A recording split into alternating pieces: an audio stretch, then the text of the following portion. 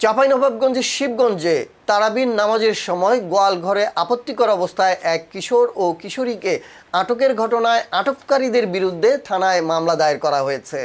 শুক্রবার 13 মার্চ উপজেলার ধাইনগর ইউনিয়নের জাবরি কাজীপাড়া জামে মসজিদে তারাবির নামাজের সময় স্থানীয় কয়েকজন মুসল্লি সন্দেহজনকভাবে এক কিশোরীকে মসজিদ থেকে বের হতে দেখেন। পরে তারা তার পিছু নিয়ে ওই কিশোরীর বাড়ির পেছনের গোয়ালঘরে গিয়ে এক কিশোরের সঙ্গে আপত্তিকর অবস্থায় দেখতে পান।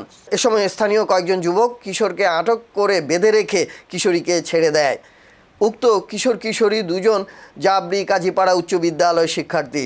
স্থানীয়দের দাবি, দীর্ঘদিন ধরে তাদের মধ্যে প্রেমের সম্পর্ক রয়েছে এবং তারা এর আগেও তাদের একইভাবে আটক করা হয়েছিল। কিন্তু কিশোরীর পরিবার তথ্যটি অস্বীকার করে 10-12 জন যুবকের বিরুদ্ধে শ্লীলতাহানির অভিযোগে মামলা দায়ের করে। তবে আটকের পর কিশোরের মুঠোফোনে দুজনের কিছু আপত্তিকর ছবি ও ভিডিও পাওয়া গেছে বলেও জানায় এলাকাবাসী। সবাই তো যাবে, একটা গান জমিলে সবাই যাবে না, ওখানে যার উপর যার রাগ আছে তার ছবি তুলে তাকে করে পাঠিয়ে দিছে, ভিডিও করে পাঠিয়ে দিছে। তারা আমাদের ভালো ভালো ছেলেকে বকাটা ছেলে বলে বলছে যে আমার মেয়েকে নির্যাতন করেছে, এই করেছে সেই করেছে, এভাবে বলছে। তো কিন্তু মেয়ে তো খারাপ। তো ওই ছেলেটাকে দেখছে আসছে ওদিক থেকে, আর এই মেয়েটা যাচ্ছে পানি আনতে। তো দেখার পরে আমরা জানছি এখনকার যুগে ছেলে পিলে এগুলো বলা তো ঠিক না। যেহেতু আমরা বড় মানুষ, আমরা যদি এগুলো আলোচনা করি তখন হয়তো বা ওদের আত্মীয় স্বজনেরা আমাকে খারাপ বলবে বা আমাকে মারামারি পিটাপিটি এরকম হয়, গ্রাম অঞ্চলে যে সমস্যা এটা হয় আর কি। তাহলে আমি কোনো কথা বলিনি, আমি নিজে 4-5 দিন ওকে দেখেছি। আমাদের বাড়ি আর পাশাপাশি তো আমরা দেখি, তো আমরা ওটা গুরুত্ব মনে করিনি। যখন গতকালকে এই ঘটনাটা ঘটে তখন মনে করেন যে এরকম হুড়তাল শুরু হয়ে গেছে।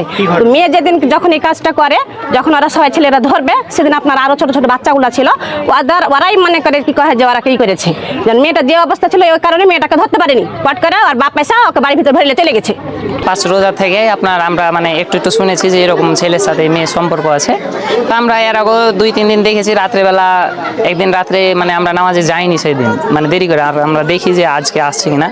মেয়ে দেখলাম আপনার এসারের নামাজটা শেষ হয়েছে আর মানে বের হয়ে আসে একবারে ওই জায়গাতে, মানে ওদের বাসার ওখানে আসে সুন্দর করে নিচে চলে গেছে। নিচে যে মানে আমরা ওখানে দাঁড়িয়েছিলাম, আমাদের হয়তো দেখেছে, মানে এরকম একটা মানে ভাবনা চিন্তা দেখে আবার উঠে চলে আসলো। গত 5 দিন থেকে আপনার ছেলেকে প্রতিনিয়ত বাইরে আস্তে আস্তে মানুষজন দেখেছে, কয়েকজন মহিলা দেখেছে, কয়েকজন বড় মানুষ দেখেছে, সবাই দেখেছে। তারপরে কালকে রাত্রে নামাজের অবস্থায় মেয়েকে বের হতে কয়েকজন দেখেছে। মেয়ে পানি খাওয়ার নাম করে বের হয়েছে। বের হওয়ার পরে আপনার যে ছেলে ওখানে আগে থেকে ছিল, ওর ছেলের সাথে দেখা করছিল। যে অবস্থায় ছিল একজন ছেলে মেয়ে, স্বাভাবিক ব্যাপার, ওটা বলার না। আমার মেয়ে নামাজ পড়তে আসছিল, নামাজ পড়ে মানে এরা বাথরুম লেগেছে। তো আমার 2 মেয়ে একসাথে বাড়ি চলে গেছে, বুঝতে পারলেন। তো এরা কোথায় যে ছিল বলতে পারবো না, ওই ছেলেটাকে ওখানে লেগেছে, বাঁধে দিয়েছে, বুঝছেন।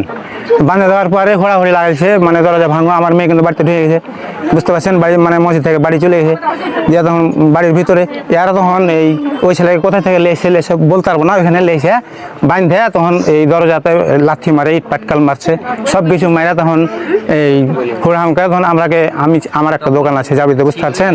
আমি ওই দোকান থেকে দৌড়িয়ে আসছি, আইসা দেখছি এরা হই হাল্লা করছে, মারামারি করছে। তখন আমরাকে দেখা তখন এরা ভয়ে পালিয়ে এসছে, বুঝতে পারছেন।